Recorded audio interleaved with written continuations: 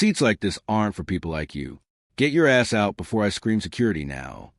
Darla Whitmore didn't just speak the words. She spat them. She jammed her designer heel into the carpeted aisle of the first-class cabin, legs stretched wide, physically blocking Evan Cole like a boundary line she dared him to cross. Her calf pressed into his shin. Slow, intentional, a physical provocation designed to make him react. Around them, the atmosphere in the cabin shifted instantly. Phone snapped up. The soft click-click of cameras being activated peppered the sudden, heavy silence. A flight attendant froze in the galley, her face a mask of indecision. "Don't just stand there," Darla barked. Her voice pitched to carry to the very back of the plane. She was feeding on the stairs, performing for the lenses. "First class is a handout. You people always try to sneak up here."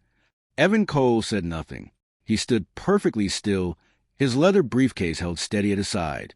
He didn't flinch as the airline supervisor fumbled with boarding passes. Nor did he break his composure as Darla narrated her self-styled victimhood to a cabin full of strangers. She had no idea she was publicly humiliating the man who controlled the $500 million contract her husband's company needed to survive. The assignment of Seat 2A. The morning sun streamed through the airplane windows of Flight 2174, highlighting Seat 2A. It was Evan's assigned seat, but it was currently occupied by a woman who hadn't even bothered to look up from her phone. "Excuse me," Evan said quietly. "I believe you're my seat." Darla Whitmore slowly raised her head. Her perfectly manicured fingers tightened around her phone as she gave him a dismissive once-over. Despite his impeccable charcoal suit and silk tie, she curled her lip in a sneer. "Seats like this aren't for people like you," she said, her voice dripping with venom. "Go find the back where you belong." The cabin seemed to freeze. A businessman across the aisle lowered his newspaper. Someone a few rows back whispered, "Oh my God!" Evan maintained his composure, though his jaw tightened almost imperceptibly. He reached into his jacket pocket and withdrew his boarding pass. "My seat assignment is 2A. I'd be happy to show you my ticket." Darla let out a harsh, jagged laugh. "Cute forgery. You people always try this." She shifted in the seat, making herself more comfortable. "I fly first class every week. I know exactly who belongs here and who doesn't." A young flight attendant named Jessica hovered nearby, her hands twisted together. She glanced between Evan's calm face and Darla's massive rage. "Sir," she began hesitantly, "let me just verify." "There's nothing to verify." Darla cut in. "I'm not going to let someone pull this kind of scam. He needs to move along before he makes any more trouble." The weaponization of privilege. More phones appeared. The cabin's atmosphere grew heavier. A man in Tubi stared intently at his laptop, pretending the world wasn't exploding inches away. Evan stood perfectly still. He'd faced this before, the assumptions and dismissals, the casual cruelty masked as security concern. His success had taught him that patience was a weapon, and timing was everything. "Ma'am," he said calmly, "I'd appreciate you vacating my assigned seat." Darla's face flushed a deep, ugly red. "Are you threatening me? Did everyone hear that? He's trying to intimidate me." She clutched her designer handbag as if it were a shield. When the flight supervisor finally arrived, a tall woman with a severe bun, Darla didn't wait for her to speak. "This man is trying to steal my seat," Darla announced. "He's making me feel very unsafe. You need to remove him." The supervisor turned to Evan. "Sir, can I see your boarding pass?" Evan handed it over. The supervisor's hands shook slightly as she read it. "Ma'am," she said carefully to Darla, "this gentleman's boarding pass does show him assigned to seat 2A. Darla folded her arms. A smirk played at her lips. "Well, I'm not moving. Call security if you have to. My husband will sort this out." She raised her phone, already dialing. "In fact, I'll have him do that right now. Some man is trying to cause trouble on my flight. You want to handle this quickly." The arrival of security. Within minutes, 2 uniformed airport security officers appeared. Darla immediately transformed, wiping away invisible tears. "Oh, thank goodness you're here," she gushed. "This man has been harassing me. I've been so scared." The officers turned to Evan. "Sir, We need you to step into the aisle while we sort this out. Evan nodded once, a mask of dignity. To move to the center of the aisle, he had to maneuver around Darla's outstretched legs, the very trap she had set. The entire cabin watched as he twisted his body awkwardly to avoid touching her. Much better, Darla said loudly, adjusting her seat recline to the maximum. I already feel safer with him away from me. As the officers questioned Evan in full view of the passengers, Darla began a stage whisper to those around her. My husband's firm practically keeps this airline in business. Whitmore Consulting Group. We handle the deals that keep this industry running. Some people just don't understand their place anymore. She leaned forward, looking directly at Evan. What's wrong? Nothing to say now? Cat got your tongue. The $500 million phone call. Evan stood exactly as he had been. The contrast between his quiet strength and Darla's shrill arrogance was striking. What did you say your husband's company was called? Evan's voice was quiet but crystal clear. Darla blinked, thrown off. Whitmore Consulting Group. Perhaps you've heard of it, though I doubt you move in those circles. Thank you for clarifying that, Evan said. He reached into his jacket and removed his own phone. I want to be absolutely certain before I mention this, but approximately 5 minutes before boarding this flight, I signed an executive decision. He glanced at his watch. As of 9:47 a.m. Central Time, Whitmore Consulting Group's $500 million annual contract with Cole Innovations was terminated, effective immediately. The silence that followed was absolute. Someone in the third row dropped their magazine with a loud thud. I should introduce myself properly, Evan continued. I am Evan Cole, CEO and majority shareholder of Cole Innovations. We represent roughly 40% of your husband's annual corporate portfolio. The termination notice has already been delivered to his office. I imagine he's receiving it right about now. The collapse of the narrative. The color drained from Darla's face. Her phone, still held aloft, began to vibrate. It was her husband, Richard. She answered, her voice a harsh whisper. Richard? Richard! There's this man on my flight who's saying, what the hell did you do? Richard's voice was so loud that passengers 2 rows back could hear the distortion. Do you have any idea what's happening? The board is in emergency session. Our stock is dropping. Cole Innovations just pulled $500 million in contracts. But I was only defending myself. Darla stammered. Defending yourself? There are videos all over social media of you stealing his seat and making racial comments. It's trending already. Do you know who Evan Cole is? The lead supervisor stepped forward, her face pale. She turned her tablet toward Darla. The words Global CEO. Cole Innovation stood out in bold text. Mrs. Whitmore, the supervisor said, her voice now cold and immovable. As this is Mr. Cole's assigned seat, I'll need you to gather your belongings and move to your actual seat assignment. Immediately, Darla retreated to the galley, the phone still pressed to her ear. Richard, use your influence. Call the airline. Our influence is evaporating by the second. Richard screamed. The damage you've done. Just get off that plane without making it worse. The line went dead. The flight of reckoning. The walk back to her actual seat, 3C, felt like a mile-long gauntlet. Every step was accompanied by the soft clicks of phones recording her retreat. Darla sat rigidly, her breathing shallow, watching Evan Cole from across the aisle. He was already working on his laptop, the picture of calm productivity. For the 5-hour flight, the tension hung like smoke. Darla spent the time typing furiously, whispering to crew members, trying to salvage her power. But when the plane touched down in San Francisco, the system she had spent her life weaponizing was waiting for her, and it was no longer on her side. As the seatbelt sign dinged, 2 security officers boarded. They moved straight to Evan.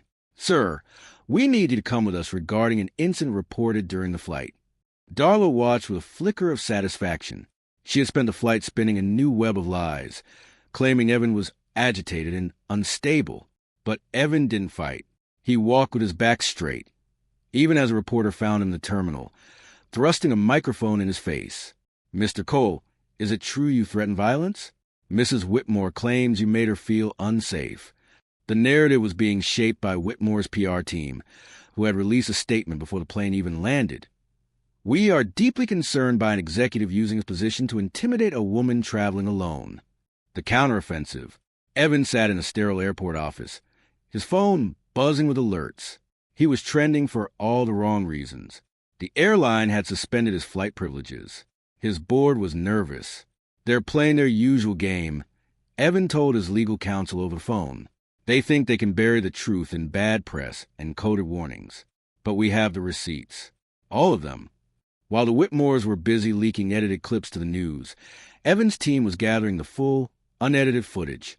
At 9 a.m. the following morning, Evan launched a pattern recognition dossier. It wasn't just the flight footage, though that was damning enough. It was years of documented discriminatory practices at Whitmore Consulting. It was internal emails showing Richard Whitmore ordering the PR hit on Evan while the plane was still in the air. The truth hit the wire like a tidal wave. Wave 1. The unedited video showing Darla's initial provocation went viral. The hashtag Darla Whitmore lied climbed to #1 globally. Wave 2.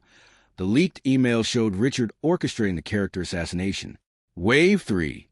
Federal agencies, including the SEC and DOJ, announced investigations into Whitmore Group's contracting bias. The final confrontation. By that afternoon, the Whitmore Group stock had crashed by 30%. Evan was standing in the lobby of the Four Seasons when Darla burst through the revolving doors. She looked broken. Her mascara was smeared, her designer outfit wrinkled. "Mr. Cole," she pleaded, ignoring the security guards. "You have to stop this. Our reputation, our lives. We're losing everything. My own sister won't even talk to me." Evan looked at her, his expression neutral. "Mrs. Whitmore, I don't control the federal investigators. They are responding to evidence of years of corruption that your husband's retaliation brought to light." "I'll apologize," she wailed. "I'll do anything. Just name your price." "That's the problem," Evan said quietly. "You're only sorry because you got caught. You aren't sorry for what you did.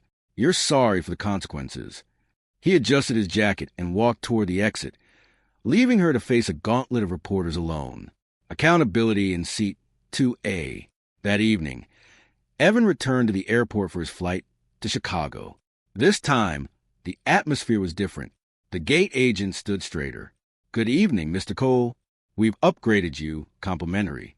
As he walked down the jet bridge, the flight attendants greeted him with genuine respect. When he sat down in seat 2A, the captain's voice came over the intercom. "Ladies and gentlemen, we have a special guest tonight, Mr. Evan Cole. His dignity in the face of injustice has initiated significant changes in our airline's policies. We are honored to have him on board."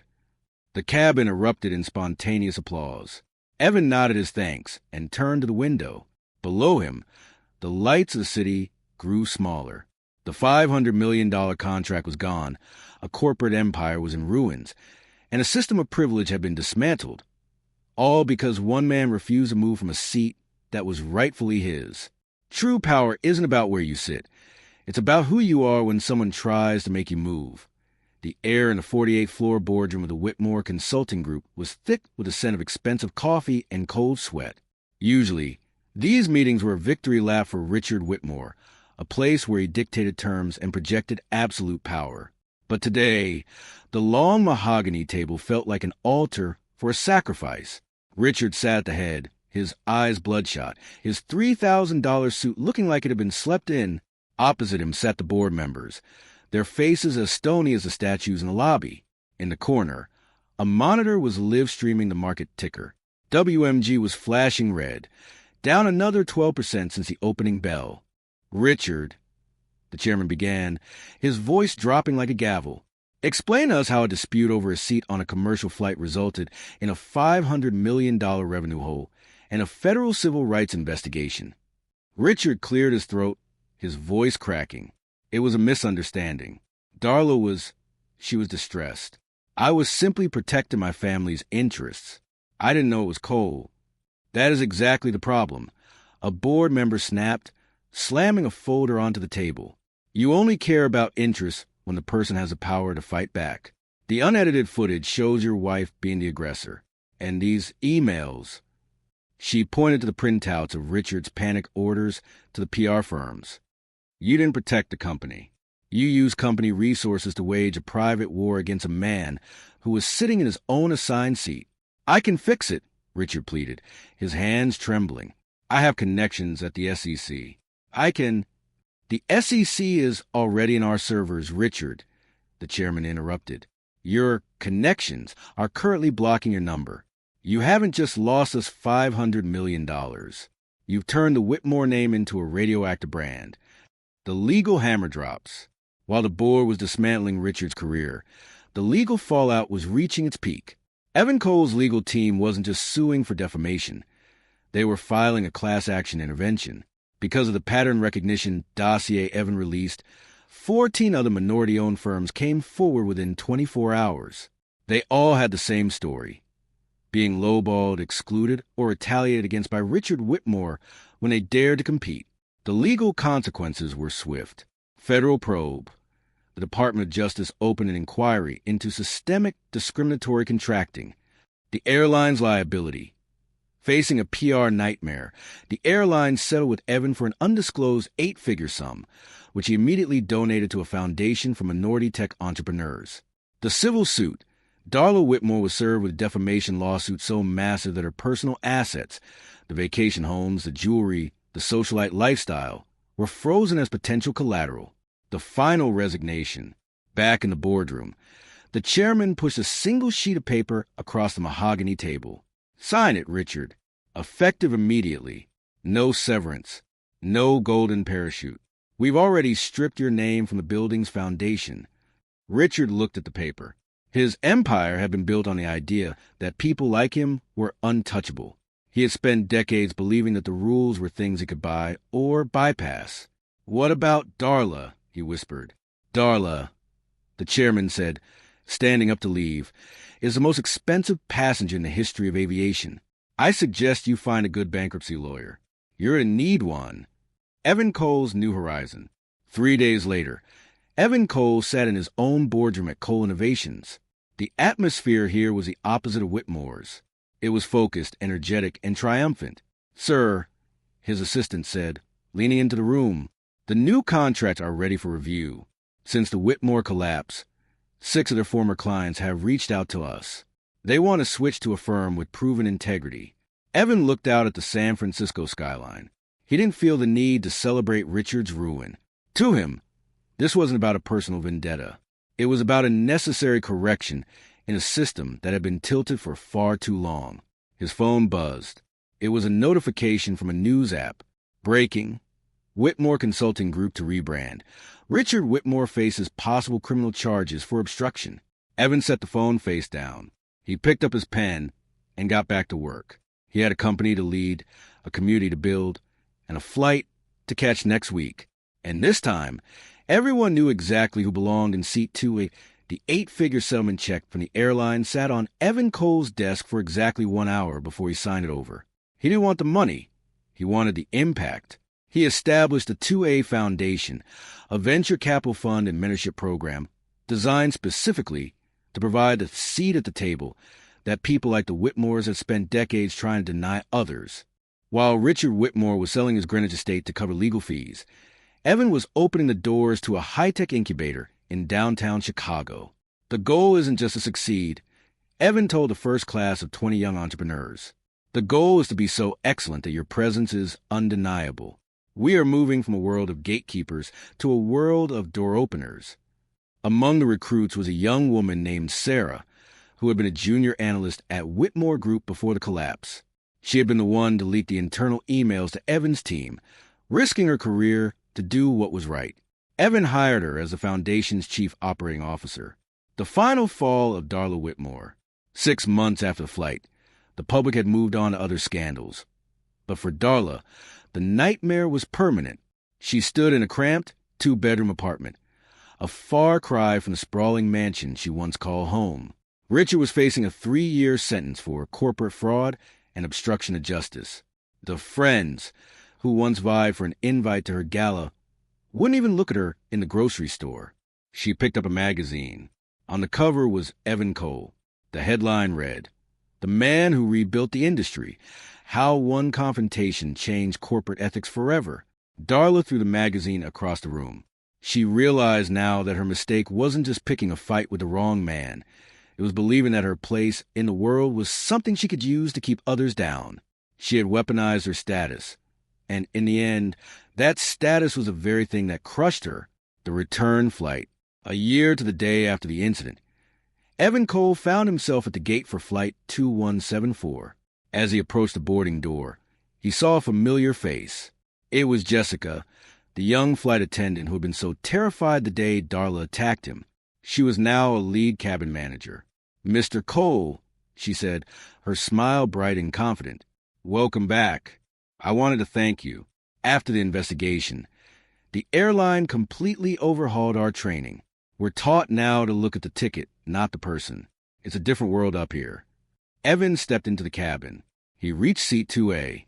A young man, barely 25, was sitting there, looking nervously at his boarding pass and then at the luxurious surroundings. He saw Evan and started to stand up. "Oh, I'm sorry, sir. Is this your seat? I can move. Evan placed a hand on the young man's shoulder and smiled. "No, stay right there. I think you'll find that seat belongs to whoever has the ticket and the heart to be here." Evan sat down in 2B. As the plane taxied toward the runway, he didn't look back at the past. He looked forward at the horizon, knowing that the sky was finally open to everyone, just as it was always meant to be.